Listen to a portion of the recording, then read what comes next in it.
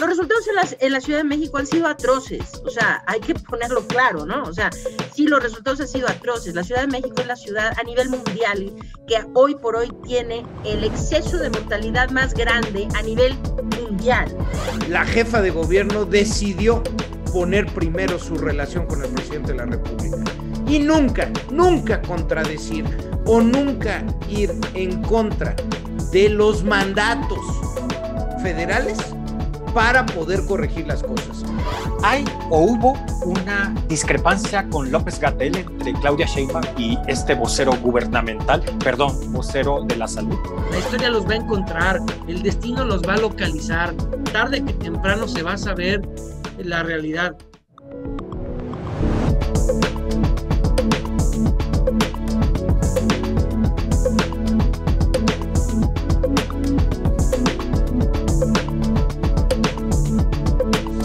Entrevista, debate, opinión.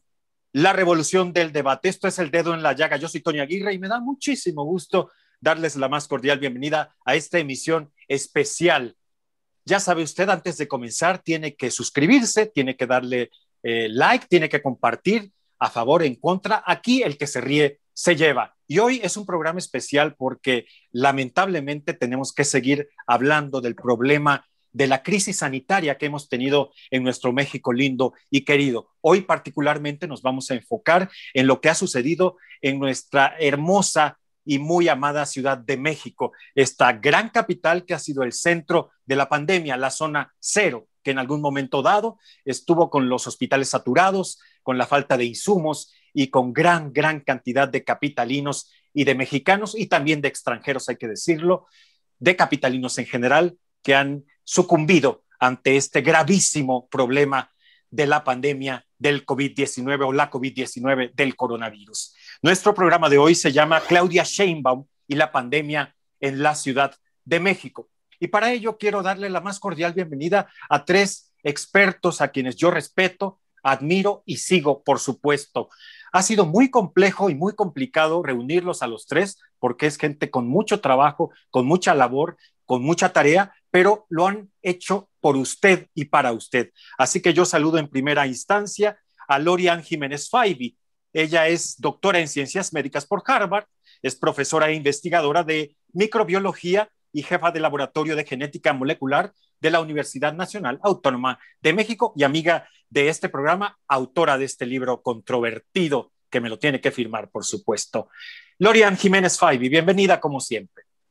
Muchas gracias, Tony. Muchas gracias por la invitación. Un placer, como siempre, estar en el programa. Muchas gracias, Lori. Saludamos a Salomón Chertorivsky. Es político y economista, exsecretario de Salud de México, maestro en políticas públicas por Harvard, exsecretario de Desarrollo Económico de la Ciudad de México y presidente de, ¿cómo dice acá? Dios mío, ya no veo bien. Pensando en México. Gracias, Salomón, por estar con nosotros. Oye, qué buen evento hoy que tuvo tu gente el favor de invitarme este conversatorio de Salgado Macedonio. No tuvo desperdicio, maravilloso. Gracias por estar con nosotros, Salomón. Gracias, Tony, un gusto estar contigo. Sí, el evento de la mañana fue fantástico del Consejo Consultivo Pensando en México para ver si el tema de Salgado Macedonio es un síntoma de lo que pasa en este país, de la ceguera que ha puesto el presidente en torno al feminismo, pero el tema de hoy es la pandemia y me encanta estar con mi admirada doctora Lori-Ann Jiménez, que como lo dices bien, es el referente hoy en parte importante de esta batalla, y mi querido amigo, y así lo digo con toda claridad, Federico Doring. Yo creo que el legislador más relevante que tiene este país, formado hace muchos años en los poderes legislativos de la ciudad y de nuestra nación, así que me encanta estar con Federico también. Gracias, Salomón, por acompañarnos. Es un honor y un privilegio, por supuesto. Pues ya lo ha mencionado Salomón Chertorivsky, está con nosotros Federico Doring. Él es diputado local del Congreso de la Ciudad de México, es licenciado en Administración por el ITAM, ex diputado federal y ex senador Gracias, Federico. Qué gusto volver a saludarte y a entrevistarte. Bienvenido a El Dedo en la Llaga. Bienvenido, gracias. No, a ti, Tony, gracias por la invitación. Saludo con respeto a Lorian Jiménez y a Salomón, a quien tengo la dicha de conocer. Como ha dicho, es un buen amigo. Con él construimos la UMA, la unidad de medida, cuando se hizo la primera acción legislativa para cambiar el salario mínimo por un ingreso más digno para todos los mexicanos. Y es un político profesional, honesto, destacado, vecino de Miguel Hidalgo, vecino mío. Somos buenos amigos, su hija y mis hijas van al mismo ballet, ahí no vamos a ser aquí comerciales, pero nos solemos ver ahí frecuentemente en los festivales de ballet, y es un buen amigo y alguien de quien he podido aprender mucho y atesoro su amistad y la invitación del día de hoy. Muy bien, pues pongamos el dedo en la llaga con este panel que ni Obama, como diría el clásico. Lorian Jiménez Faibi, comenzamos contigo, pongamos el dedo en la llaga. Ha dicho la doctora Claudia Sheinbaum que ella se ha basado en la ciencia para el manejo de la crisis sanitaria, particularmente en la Ciudad de México. ¿Es así? Bueno, creo que hay mucho de positivo que se puede hablar de la doctora Sheinbaum en términos de su gestión, de la gestión de la pandemia que ha hecho para la Ciudad de México. Es decir, que se ha basado en la ciencia. Si la pregunta puntualmente es eso, creo que se ha basado más en la ciencia de lo que se ha basado quienes están a cargo de la pandemia a nivel federal, eso sí, sin duda, ¿no? Hay muchos detalles desde el principio de la doctora Sheinbaum que fueron positivos, ¿no? Vamos a decir, antes de que el uso del cubrebocas fuera un tema tan politizado, controvertido y todo esto, ¿no? Antes de que se volviera materia de debate el uso de cubrebocas, la doctora Sheinbaum, por ejemplo, entraba siempre a las reuniones usando cubrebocas, se le veía como una de las pocas personas que lo utilizaba, incluso antes de que se volviera tema, ¿no? Esto, pues, es muy positivo, de hecho, ¿no? O sea, ha sido positivo. Creo que ella sí ha tratado. Los resultados en la Ciudad de México han sido atroces, o sea, hay que ponerlo claro, ¿no? O sea, sí, los resultados han sido atroces. La Ciudad de México es la ciudad a nivel mundial que hoy por hoy tiene el exceso de mortalidad más grande a nivel mundial. Entonces, la Ciudad de México, pues sí, los resultados son atroces, más es decir, las medidas que se han procurado emprender sí han sido medidas más guiadas por la ciencia que la forma como se ha manejado la pandemia a nivel federal, sí. Muy bien, gracias, Lori. Salomón, vamos a decirlo como va, éxito o fracaso, la gestión, el manejo de la pandemia de la doctora Sheinbaum en la Ciudad de México. Un fracaso absoluto, y un fracaso para todas esas familias que hoy tienen deudos, para todas esas vidas que no se debieron de haber perdido por la ineptitud, y déjenme decirlo con toda claridad, porque en esta ciudad la jefa de gobierno decidió poner primero su relación con el presidente de la República y nunca contradecir o nunca ir en contra de los mandatos federales para poder corregir las cosas. Yo creo que tiene razón Laurien en que hizo mejor la finta, y yo lo estoy diciendo, no la doctora Jiménez. Sí, pues cuando el presidente de la República salía sin cubrebocas, pues qué gusto tener una jefa de gobierno que salga con cubrebocas. Pues sí, eso era hacerle caso a la ciencia, pero en la práctica, en la política sanitaria que llevó a cabo esta ciudad, no se hicieron las cosas, no se hizo la comunicación correcta, no se inició a tiempo con las medidas. Vaya, estamos viviendo hoy, en estas fechas estaba el Vive Latino, cuando ya tendríamos que haber suspendido actividades. Y ahí empezaron los contagios masivos en esta ciudad y ahí empezaron las muertes que hoy tenemos que lamentar. A lo largo de el manejo de la pandemia en la ciudad, se suscitaron incontables errores, fallas, aún teniendo en la Ciudad de México el mejor sistema de salud del país, gracias a la capacidad federal que aquí está instalada, los institutos nacionales de salud, los hospitales generales, los hospitales del Instituto Mexicano del Seguro Social. Aún con ello, por el mal manejo de la comunicación, por las fallas en atender a que la gente verdaderamente se quedara en casa cuando 2 meses terminamos con las actividades, por el miedo a no, insisto, a contradecir al presidente, por ejemplo, sí, yo me pongo el cubrebocas, pero invento que obligar o mandatar el uso del cubrebocas es un tema de derechos humanos, cuando, caray, qué tontería más grande. Es como decir que conducir bajo la influencia del alcohol es una decisión individual, cuando yo pongo en riesgo a los demás, cuando mis decisiones ponen en riesgo a los demás, entonces la intervención del Estado es necesaria. Vaya, podríamos ir a lo largo de este año descubriendo cada una de las fallas que esta ciudad cometió y que eso costaron vidas. No tengo duda, Tony, que es un fracaso monumental, pero insisto, ojalá y fuera fracaso como otras cosas. Aquí el tema es que el fracaso lo que costaron fueron vidas de personas que no tendrían por qué haber muerto, y eso es una desgracia tremenda. Muy bien, gracias, Salomón. Federico Dorin, me parece que como oposición, y bueno, también creo que como ser humano, ya déjate de periodista, cualquier persona se da cuenta de lo que ha sucedido en México en torno al manejo de la pandemia, que no lo querramos ver o que un cierto y amplio sector de la población no lo quiera ver es otra cosa.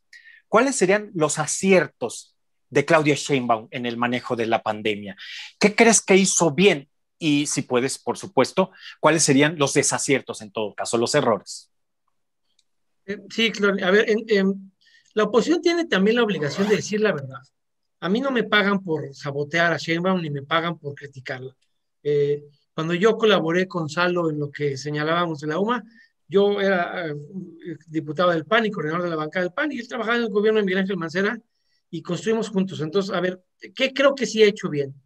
Impulsó 1,666 casos piloto de Remdesivir en la Ciudad de México cuando todavía no lo había aprobado la COFEPRIS. Este es el medicamento que se hizo ya pública la patente por parte de la farmacéutica, el que se presume que le dieron al presidente y a López-Gatell para atenderles cuando se vieron contagiados por el virus, y que había estado bloqueando López-Gatell en COFEPRIS. Ella tuvo el liderazgo de hacer una prueba piloto de un medicamento junto con el INSABI que todavía no estaba aprobado, y de fijar una postura política en ese sentido.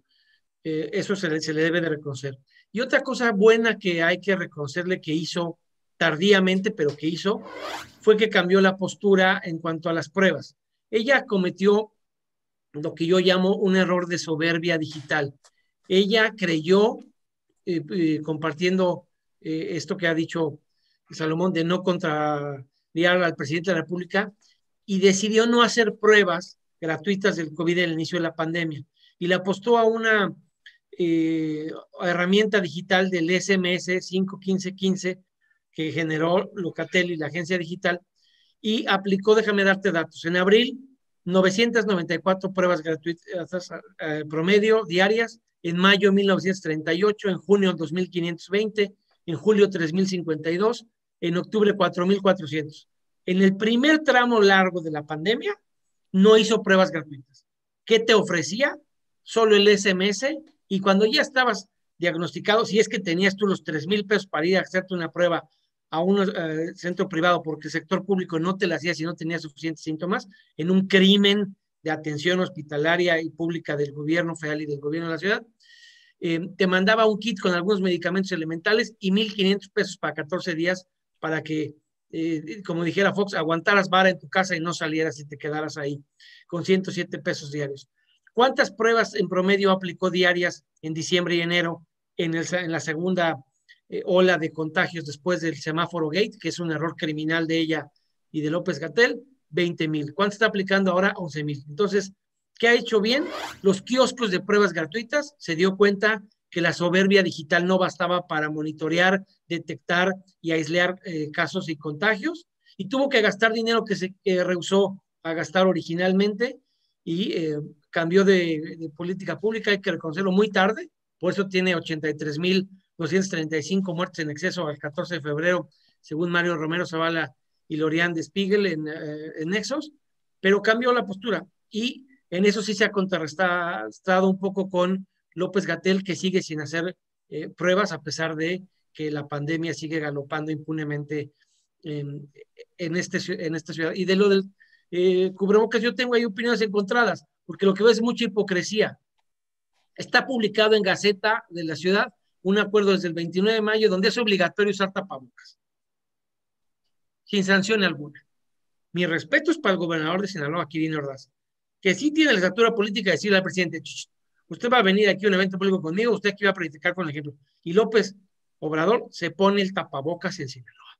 Y cuando viene aquí a la ciudad no se pone el tapabocas. Con lo cual, todos los mensajes correctos que ella pretenda mandar en materia de tapabocas, cada vez que hace un recorrido con el presidente y permite que el presidente dé una mala señal, mande un mensaje nefasto, covidiota en cuanto a su liderazgo sin tapabocas, todo eso para mí es letra muerta. Lo publicado en la Gaceta es hipocresía. Si no lo va a aplicar, mejor que no nos engañe y que diga que creen el cubrebocas, porque para efectos prácticos ella lo hizo y lo publicó en la Gaceta, nada más que no lo aplica y le permite al presidente dar mal ejemplo con eso todos los días que hace recorridos en la ciudad.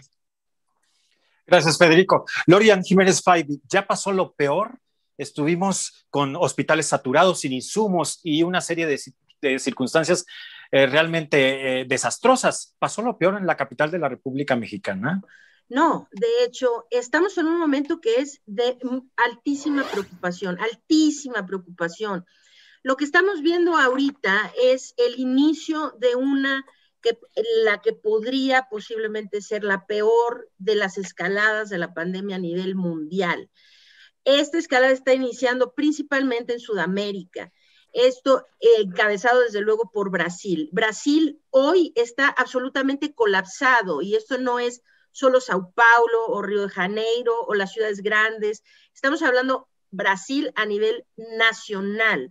Brasil, que es el segundo país con mayor número de tanto de contagios como de muertes a nivel mundial, ¿sí? O sea, para decirlo claro, el segundo país que peor ha manejado la pandemia a nivel mundial.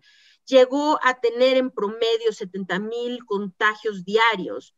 Hoy Brasil está reportando más de 80,000. Quiere decir que ya rebasó su peor momento previo. Brasil hoy está registrando alrededor de 2,500 y 3,000 defunciones al día. Ahora, no es solo Brasil, es Uruguay, es Paraguay, es Chile, es Argentina, que están con un repunte que además empieza a coincidir con un repunte que se está viendo en algunos países europeos, Italia, principalmente ahorita Italia, y muchos de los países del este de Europa. Entonces, y cuidado, porque aquí hay algo, la gente no entiende, pero los países indicadores de la pandemia ahorita, los que han ido modulando el desarrollo global de la pandemia, han sido desde luego Estados Unidos, Brasil, México no tanto, no porque nos vaya mejor, es porque registramos siempre muy pocos casos porque nunca hemos hecho suficientes pruebas. Entonces, pero lo que es Estados Unidos, Brasil, India y un país que aquí en México casi no se habla de él, que es Turquía. De hecho, la segunda gran escalada de la pandemia estuvo mediada por estos aumentos increíbles o muy notables tanto en contagios como en defunciones en Estados Unidos, India y Turquía. Ahora los tres están al alta, bueno, menos Estados Unidos, India, Turquía. A lo que voy es esto, estamos entrando en lo que parece ser lo que podría llegar a ser el peor momento de la pandemia hasta ahora. Esto está desde luego siendo marcado por la propagación de las nuevas variantes del virus. Ahora en Brasil se propaga una variante del virus que se conoce como, que se le llama P1, es del linaje P1. Esta variante es 2.5 veces más contagiosa que la cepa original, que el virus original. Y hay algún indicio que tiene cierta evasión a la inmunidad que confieren las vacunas y la inmunidad natural que se adquiere a través de la infección por el virus original. Ahora, esa variante hizo que aquí hay un caso de estudio muy importante, que es el caso de Manaus. Manaus en el Amazonas, en Brasil, ¿no? En donde un porcentaje ya tan amplio de la población había sido infectado, se asumió que era la primera comunidad que había llegado a la múltiples veces citada inmunidad de rebaño, ¿no? Entonces se creía, bueno, ellos ya llegaron a la susodicha inmunidad de rebaño y sí, nada más que ahora más del 60% de la población vuelve a infectarse porque están y a morir y otra vez colapsa esa región porque ahora infectados por la nueva variante, en donde se demuestra algo muy que ya se venía hablando de ellos de hace meses atrás. La inmunidad de rebaño vía la infección natural contra COVID-19 no existe, no es una enfermedad que permita adquirir inmunidad de rebaño vía la infección natural. Para llegar a la inmunidad de rebaño vamos a tener que hacer uso de la inmunidad vía la vacunación. Entonces, ahora es lo que está pasando. Brasil está colapsando y hoy Brasil es el epicentro de la pandemia mundial, a nivel mundial, ¿ok? Entonces, a nivel nacional, Brasil hoy está mostrando el 87% de ocupación hospitalaria a nivel nacional. O sea, es muy grave lo que está ocurriendo ahorita. Nosotros en México, las tendencias que México ha seguido desde el inicio de la pandemia hasta hoy han sido un espejo de la tendencia que Brasil sigue. Es decir, cuando ellos han ido para arriba, 4, 5, 6 semanas más tarde, hemos hecho lo mismo. Cuando ellos han ido ligeramente para abajo, hemos hecho lo mismo.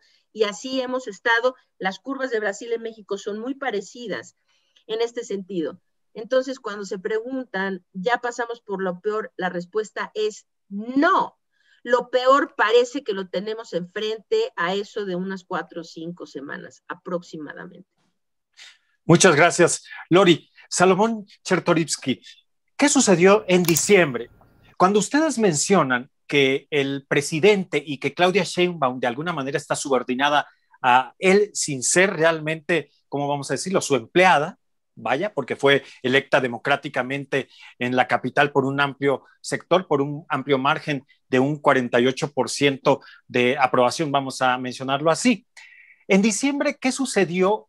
Dicen que el presidente le ordenó no decretar el semáforo rojo y volver a cerrar, y ella no lo hizo. ¿Es así, Salomón? Mira, Tony, a ver, primero yo quisiera hacer algunos subrayados a lo que ya decía mi querida doctora Laurien. No sé si lo peor o no, y creo que pues vamos a ir viendo pues qué tanta inmunidad de manada ya traemos, cuántos ya nos hemos contagiado, etcétera. Pero sí, como dice ella, si Brasil es un parámetro para ver qué va a pasar en las próximas semanas, lo que hoy podemos saber es que, como lo decía, hay nuevas variantes circulando que son más contagiosas. Mientras más tiempo pase y el virus entre a los cuerpos, que somos un laboratorio, pues saldrán otras cosas y habrá nuevas mutaciones o nuevas variantes. Entonces, primero, hay nuevas variantes que son más contagiosas. Segundo, sí se ha bajado la guardia. Y eso lo voy a conectar con la pregunta que haces, Tony, de diciembre. Es decir, hoy podemos ver las calles de la Ciudad de México completamente llenas, los espacios de esparcimiento llenos y sobre todo, bajamos la guardia en los lugares donde nos sentimos en confianza. Es decir, cuando estamos con círculos cercanos, familiares, gente que conocemos, decimos, pues aquí no pasa nada porque los conozco, y entonces me quito el cubreboca y entonces me empiezo a relajar. Claro, porque estamos hartos, porque llevamos un año, porque han sido muchas medidas de cuidado y porque el gobierno me dice, de alguna manera, pues regresemos a la actividad. Y cuando regresamos a la actividad sin las medidas efectivas de protección, el cubreboca obligatorio, que qué bien que decía Federico, pues que ya en la ciudad realmente estaba mandatado, pero no ejercido. Al revés, hay un discurso en donde se niega la posibilidad de hacerlo. Y tercero, creo que también hay que decirlo, y es la otra variante de por qué podemos tener una nueva aceleración de casos como la que tuvimos en diciembre, y es porque la vacunación va lentísima. Lo que tenemos los países en el mundo frente a nosotros para poder salir lo más rápido posible, salvar vidas y recuperar el impulso económico, es vacunar lo antes posible a la población de los países. Y aquí vamos lentísimo, y hay que decir, ¿qué pasó en diciembre? En diciembre lo que hubo es una gran estafa. El 4 de diciembre, los parámetros que se tenían con todas las cifras en número de contagios, en ocupación hospitalaria, en fallecimientos, lo que tendría que haber sucedido es que la Ciudad de México decretara, sin lugar a duda, insisto, bajo los parámetros publicados por la propia Secretaría Federal de Salud, tendríamos que haber declarado el semáforo rojo y tendríamos que haber suspendido actividades. No se hizo. Se continuó con las fiestas decembrinas y con otras actividades y tardamos 2 semanas más en decretar el semáforo rojo. Eso ocasionó el mayor aceleramiento en materia de contagios y de fallecimientos que vivimos hacia finales de diciembre y a lo largo de todo el mes de enero. Gracias, Salomón Chertorivsky. Federico Dori, estas frases icónicas y célebres, tristemente célebres, el cubrebocas sirve para lo que sirve y no sirve para lo que no sirve. Los muertos, pues se murieron, palabras más o menos, en la voz del polémico, por decirlo menos y suavemente, de Hugo López-Gatell. Se habla de que hubo discrepancia con Claudia Sheinbaum, con la jefa de gobierno, y de hecho me atrevo a decir que, y esto es una apreciación personal, ustedes desmiéntanme o no, cuando la doctora Sheinbaum lanza la campaña para usar cubrebocas, cambia los colores del gobierno, es decir, para no discrepar con el gobierno central, con el gobierno federal y con López Obrador particularmente, trata de alguna manera de mantenerlo subrepticiamente y cambia los colores de la campaña. ¿Hay o hubo una discrepancia con López-Gatell entre Claudia Sheinbaum y este vocero gubernamental, vocero de la salud? No la hubo. Yo no se la voy a conceder a ella. Me parece que sería un insulto a la inteligencia de Lori-Ann, de Salomón y de todo tu auditorio, porque no se puede discrepar en silencio, porque el que cobardemente calla concede la canallada ajena. Si ella tuvo una discrepancia, tuvo que haberlo hecho público. A ver, ha tenido más gallardía el gobernador Bonilla en Baja California para discrepar de López-Gatell. La ha tenido Enrique Alfaro en Jalisco. Yo sí te puedo dar datos de gobernadores que se le han parado enfrente a López-Gatell y le han recriminado los semáforos o los tonos de semáforo que les impone. Ella guardó silencio cómplice. ¿Qué hicieron? Una canallada.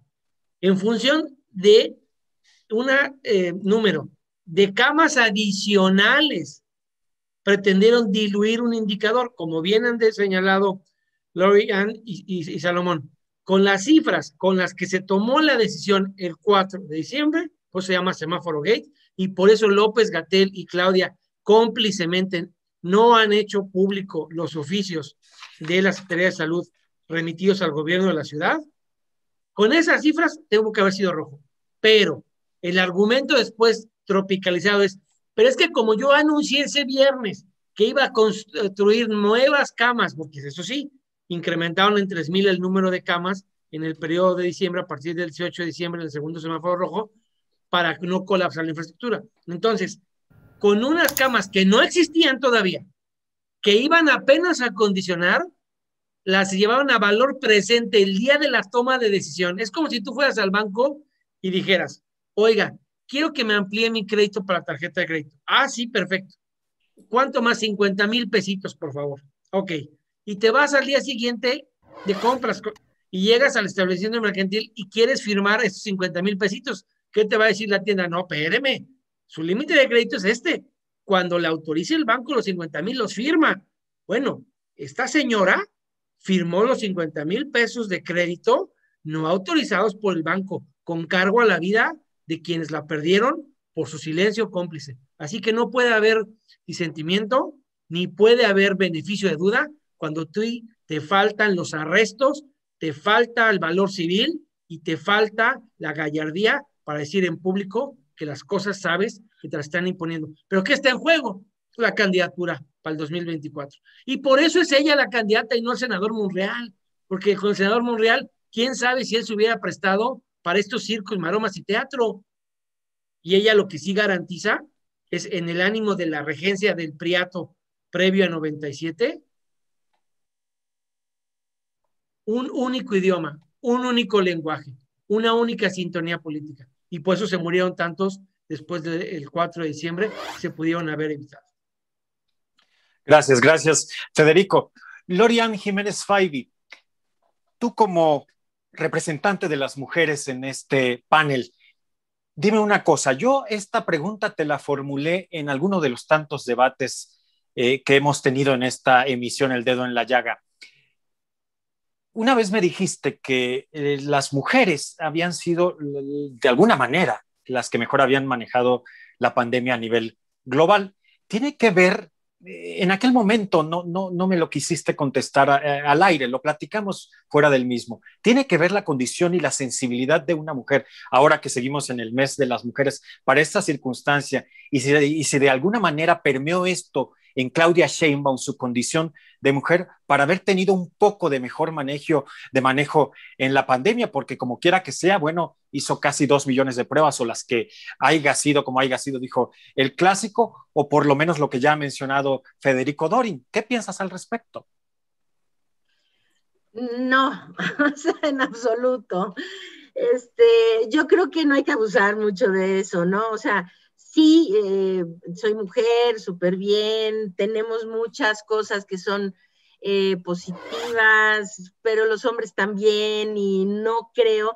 Cuando hablamos de eso, es una coincidencia, es decir, sí, desde luego, o sea, ¿qué países han manejado muy bien la pandemia? Pues ha manejado muy bien la pandemia Taiwán, ¿no? Y pues, ¿quién encabeza Taiwán? Bueno, pues una mujer, ¿no? O sea, ¿quién?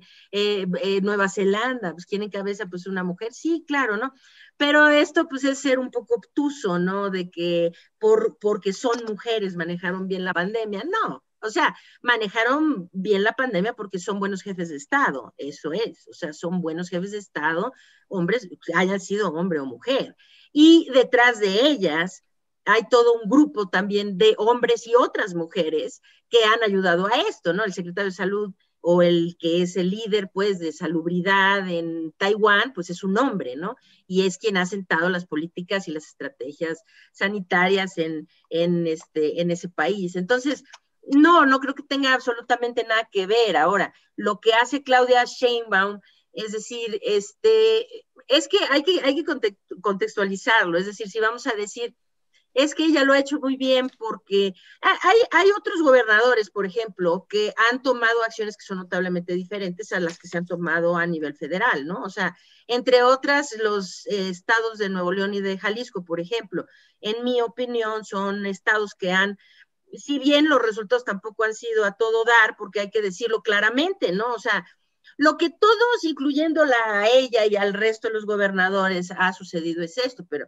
o sea, inicialmente sí hubo una propuesta. Yo recuerdo muy al inicio de la pandemia haber escuchado al gobernador de Jalisco hablar y haber dicho, vamos a traer pruebas, vamos a hacer esto, y fue la primera voz que yo escuché como sensata en toda la locura que estaba ocurriendo, ¿no? O sea, se hablaba de puras tonterías y nadie estaba hablando de cómo íbamos a contener los contagios cuando todavía era tiempo de contenerlos y evitar las centenas de miles de muertes que se vienen, que ahora ya tenemos, ¿no? O sea, y él estaba hablando, vamos a hacer pruebas, vamos a aislar gente, vamos a esto, o sea, él hablaba con mucha sensatez y yo dije, bueno, pues esto es extraordinario, ¿no? O sea, finalmente alguien, y después, O sea, hubo toda una serie de eventos muy desafortunados en donde el gobernador trató de traer pruebas, esas pruebas eran de anticuerpos, era un momento en que no sabíamos que esas pruebas pues eran muy malas y no servían.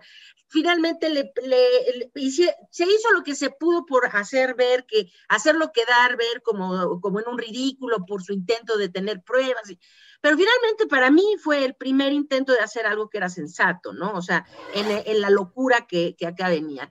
Desde entonces creo que el Estado de Jalisco pues sí ha manejado relativamente mejor la pandemia, el Estado de Nuevo León también, hacen cosas diferentes, involucran a la iniciativa privada en hacer las pruebas del Estado, tienen, por ejemplo, Nuevo León tiene una línea de atención a distancia para la población que ningún otro estado lo tiene, muy a todo dar. Entonces, a ver, y sí, aquí en México, en la Ciudad de México, tenemos los kioscos, que es algo bueno, sí, pero todo siempre ha sido a medias, hay que decirlo con claridad.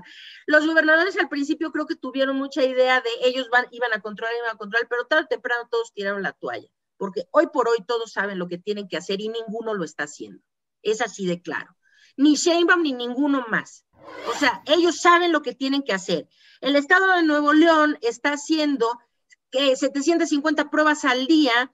Para el tamaño de población que tienen, ellos deberían estar haciendo por lo menos 8,000 al día, ¿sí?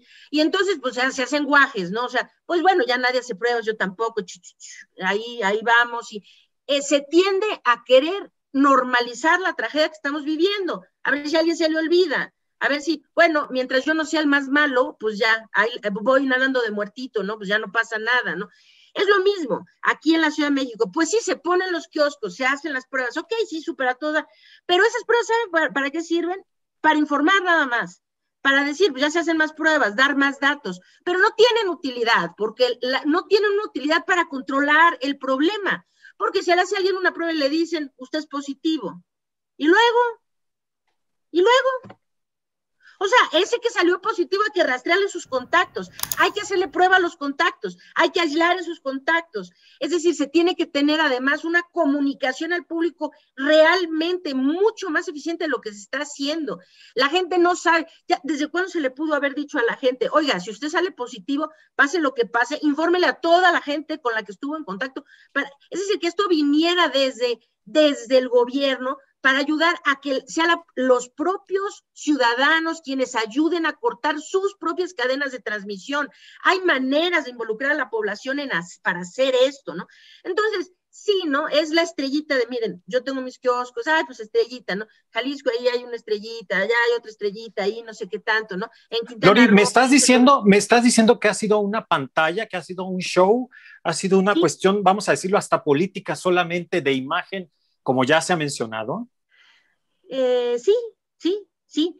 Es decir, se hace lo mínimo indispensable para no parecer completamente irresponsable y negligente, pero nadie da el paso adicional para realmente controlar el problema. No nos hagamos tontos. Es muy fácil. Estados Unidos fue el país que peor manejó la pandemia a nivel mundial mientras tuvo a Donald Trump como presidente. Así de claro.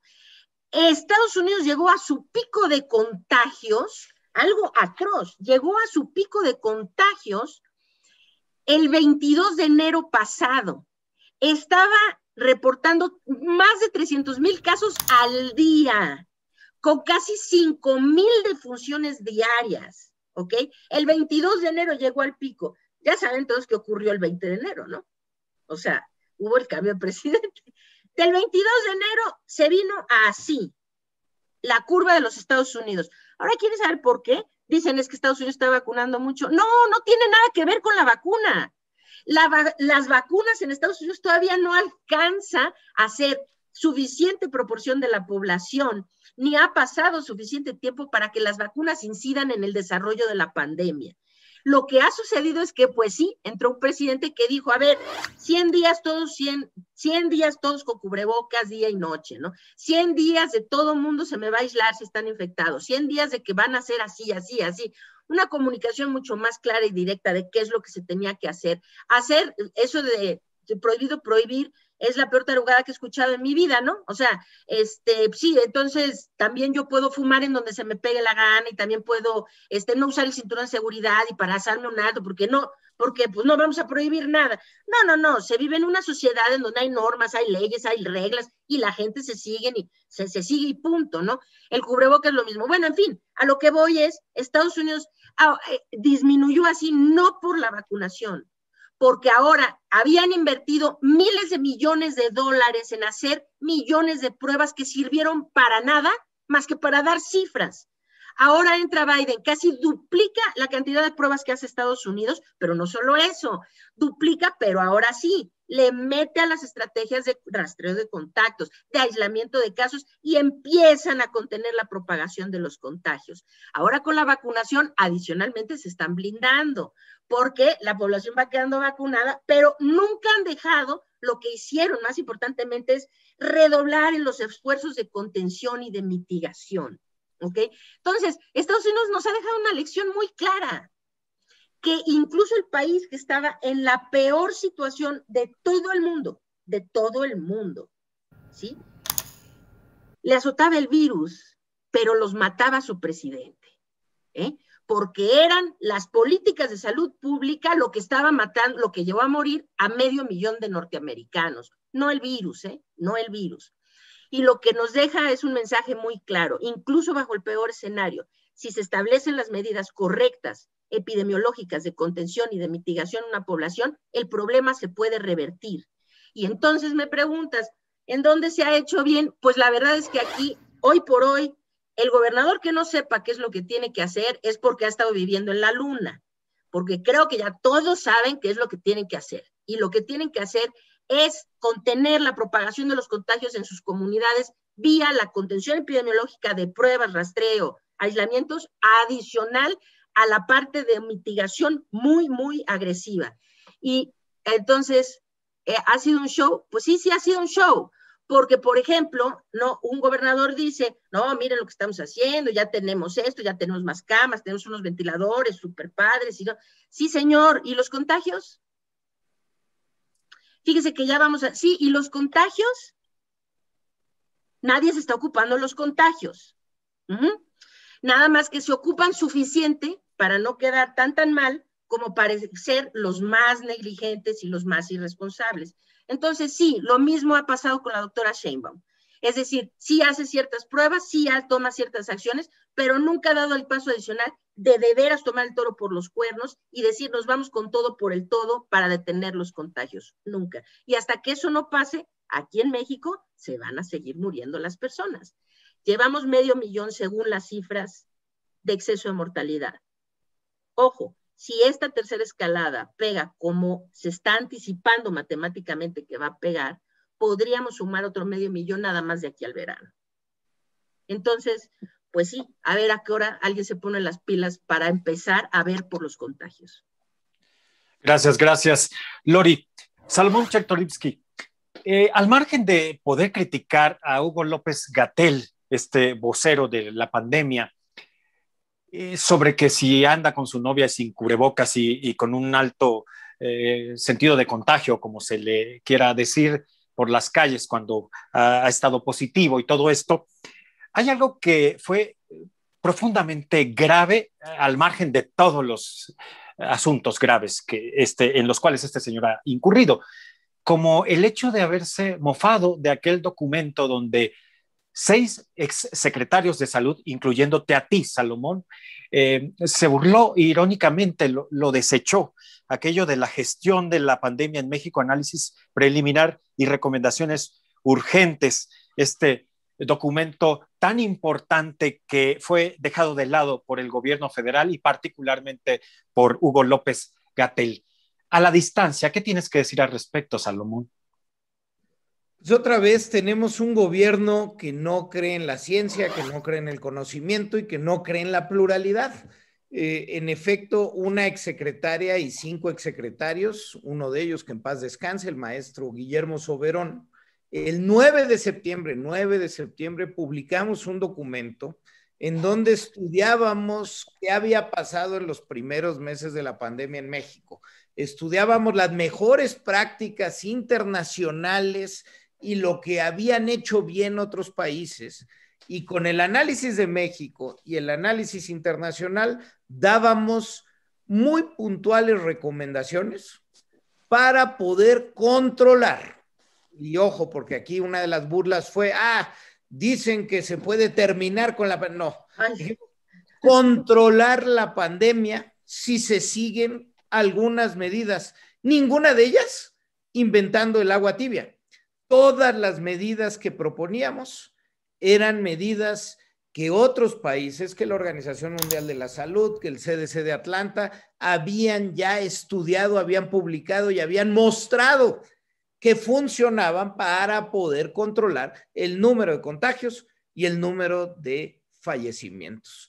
Hoy te puedo decir que duele con mucha profundidad la negación a poder tener diálogos, a tener diálogos francos, frontales, transparentes, plurales, porque si hubiera habido una escucha mínima por parte del gobierno, muchas de las cosas que hasta el día de hoy han fallado se hubieran corregido.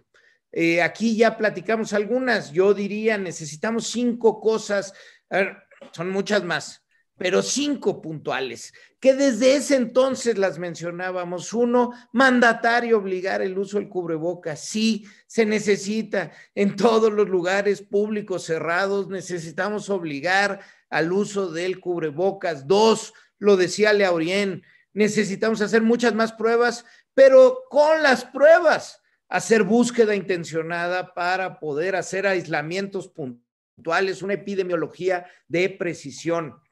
3, falló la política de quédate en casa hasta que no puedas respirar. Vaya, 6 de cada 10 fallecidos murieron sin haber ingresado a los cuidados intensivos de nuestros hospitales. Murieron en casa en el traslado, llegaron muy tarde para poder recibir una atención adecuada. Hoy sabemos que ante los primeros síntomas, con un manejo adecuado, como lo ha puesto sobre la mesa, donde Laurien ha hecho una organización civil para ayudar a los pacientes a dar seguimiento a sus síntomas en casa. Hoy sabemos que con un termómetro y con un oxímetro desde el hogar es factible monitorear los síntomas para atenderse o para llegar con oportunidad a la unidad médica cuando esto sea necesario. 4, desde septiembre, 9 de septiembre, recuerdo, decíamos, necesitamos ir planeando la vacunación. Necesitamos comprar vacunas y necesitamos armar la logística y la operación para poder lograr la vacunación una vez que haya vacunas. Y 5, necesitamos apoyos económicos para la gente que aún con síntomas tiene que salir a trabajar, porque si no sale a trabajar ese día no hay pan en la mesa. Y estas 5 medidas que sugeríamos desde el 9 de septiembre siguen siendo absolutamente válidas. Entonces, ¿qué pienso, Tony? Pues me mata, porque si todos hubiéramos hecho lo que teníamos que hacer, cuando lo fuimos sabiendo, había muchas cosas que fuimos aprendiendo, pero si las hubiéramos corregido, las cosas hubieran sido diferentes. Cuando tú ves un modelo del meteorológico y te dice que mañana va a llover, pues no te queda de otra más que salir con paraguas o no salir o mojarte, pero no hay nada que tú puedas hacer que vaya a cambiar las cosas. En los modelos epidemiológicos, lo que hagamos o dejemos de hacer impacta. Déjame decirlo con un ejemplo muy concreto. A mediados de mayo, el Premio Nobel de Química mexicano Mario Molina, que en paz descanse, vino a decirnos, ya hay estudios contundentes que muestran que la forma más efectiva de propagación del virus es la aérea, son los aerosoles, y que por tanto debemos de utilizar cubrebocas. Mediados de mayo. Si todos los mexicanos, las mexicanas hubiéramos utilizado desde mayo de manera obligatoria el cubreboca, más de 100,000 vidas hoy se hubieran salvado. Nada más por esa medida. De ese es el tamaño de lo que hacemos o dejamos de hacer. Termino. El 9 de septiembre del año pasado, una exsecretaria y 5 exsecretarios propusimos medidas que hubieran impactado. No digo ni siquiera, no se nos escuchó, se burlaron de nosotros. Esa fue la reacción de la Secretaría de Salud y ello tiene costos. Gracias, Salomón. Federico Dorin, ¿le suma o le resta? O más bien, ¿cuál será el veredicto de la historia sobre Claudia Sheinbaum, la jefa de gobierno, en torno al manejo, en torno a la gestión de la pandemia en la Ciudad de México? Mira, creo que va a terminar confirmada como la peor ciudad en exceso de mortalidad. Déjame darte un dato de lo que han reportado Mario Romero Zavala y Orián de Spiegel en Nexos. Somos la única ciudad de todas en el análisis con más de 9,000 muertes en exceso por millón de habitantes, 9,037. La que sigue es Lima, con 5,782. Nueva York, que es emblemática, 3,376. Madrid, 2,896. La zona de Lombardía en Italia, 2,697. Londres, 1,787. París, 1,180. Esa es la realidad. Por eso es que Claudia Sheinbaum mandó a José Merino a sabotear el software del registro civil para que no puedan seguir consultando la información Mario y Lorian. Pero es la misma chicanada de tratar de tapar el sol con un sol moreno o con un dedo moreno. Eso no va a pasar. La historia los va a encontrar, el destino los va a localizar. Tarde que temprano se va a saber la realidad. Siguen siendo la ciudad con más exceso de mortalidad. Es una ciudad que lleva 45 semanas en exceso de mortalidad. Ha habido ciudades que tienen picos más altos y bajan, pero aquí es una meseta estable de exceso de mortalidad. Lo que han dicho ya muy bien Salomón y Lorian, no saben qué hacer con la información. Sí es un gran avance que tengas más pruebas. Pues déjame ponerte 2 ejemplos. Hay un estudio que hicieron en el metro de China, sobre las probabilidades que hay de contagio, aún usando tapabocas en el metro. Y ciertamente está muy acotado, pero aún con tapabocas las 2 personas, dependiendo de la posición, si está enfrente, a un costado o detrás de la persona, hay un riesgo de contagio. Cualquier imagen que tú veas del transporte público en la ciudad, lo que te da la garantía es un riesgo inminente de contagio. Y no quieren instalar medidores de dióxido de carbono en espacios cerrados. Yo estoy viendo la reactivación económica sin suficiente acompañamiento. Déjame hacer una reflexión en voz alta. Tenía los restaurantes cerrados en diciembre y aún así se le desbordó la pandemia. No es el problema los comensales de los restaurantes. Creo que mi teoría es que gran parte del problema es la actividad informal de la ciudad, donde por clientela política electoral, el señor de Palacio Nacional no la deja tocarlos ni con el pétalo de una prueba de COVID. Si la señora estuviera haciendo pruebas con más inteligencia, ahora sí que conciencia, como tu primera pregunta, Lorian, primero que tendría que haber era regalado pruebas y condicionado como actividad esencial a los ambulantes que puedan vender alimentos comprados en lugares con condiciones sanitarias que desconocemos tú y yo y ella, habiéndoles aplicado una prueba COVID. En Miguel Hidalgo, donde yo vivo y vive Salomón, van 2 personas del área de vía pública que pierden la vida. ¿Por qué? Porque no tuvieron la opción de lo que decía Salomón, de quedarse en su casa, y son los que verifican que están los puestos vendiendo comida. A esas personas les tienen que aplicar periódicamente una prueba que garantice que quienes les compran alimentos en vía pública, se lo estás comprando a alguien sano, a alguien que no es asintomático, a alguien que no tiene un riesgo de estar incubando el virus para contagiarte a ti y a los otros que están comprando en vía pública alimentos. Es decir, las pruebas de los kioscos es positivo, sí, pero sin estrategia. Es como un escopetazo. A ver el perdigón en dónde termina. Yo quiero agradecerle a los tres su participación, su generosidad, lo que han aportado a esta emisión, a este programa, pero particularmente la luz que han arrojado en torno a un tema de vida o muerte, en torno a un tema que nos compete a todos, sin excepción, y particularmente en este caso a quienes habitamos nuestra querida capital de la República Mexicana, la Ciudad de México. Lorian Jiménez Faibi, gracias Lori, por siempre y para siempre. Gracias. No, nada que agradecer, un placer de verdad. Además, una oportunidad extraordinaria. A Federico no lo conocía más que en Twitter.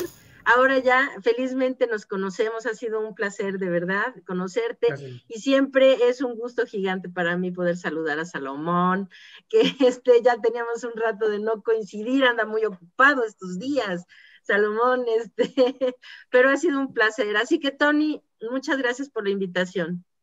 Gracias, Lori, siempre es un gusto y pues quien no lo conozca, que lo compre. Este libro es parte esencial para entender lo que está pasando en estos tiempos en nuestro país. Salomón Chertorivsky, gracias por habernos acompañado. Ha sido un honor, un lujo, un placer tenerte en esta emisión. Gracias por la invitación de esta mañana. Gracias a ti, Tony, de verdad, y un placer estar con Laurien y con Federico. A los dos los respeto y los admiro.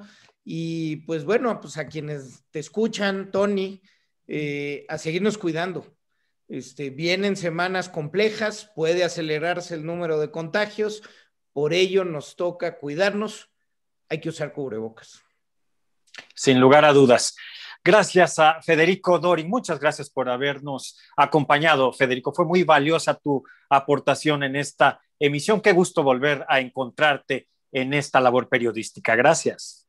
No, Tony, créeme, el gusto es mío. Un placer haber compartido el panel con Lorian, haber acumulado conocimiento de ella, de Salomón. Con Salomón me une una amistad entrañable y creo que espero en Dios y la vida que me permita en un futuro que nos unan más cosas. El mejor de los éxitos para todos y cuidémonos. Yo sostengo que no tenemos un gobierno y si no nos cuidamos a nosotros mismos, no habrá quien responda por nuestra salud y por nuestra vida. Así lo veo. Cuidémonos a nosotros mismos, que no contamos con el gobierno para que lo haga por nosotros. Gracias, muchas gracias a los tres. Ha sido de verdad un placer, un lujo. Y bueno, finalmente usted tiene la última palabra en torno a lo que le depara en un futuro a Claudia Sheinbaum. ¿Será el juicio de la historia o el juicio de las urnas o el juicio del voto? Quizá el que decida su futuro, porque al juicio de la historia no escapa nadie en lo absoluto. El dedo en la llaga. Yo soy Tony Aguirre. Entrevista, debate, opinión. La revolución del debate. Usted ya sabe lo que tiene que hacer. Suscríbase, comente, comparta. Hasta la próxima.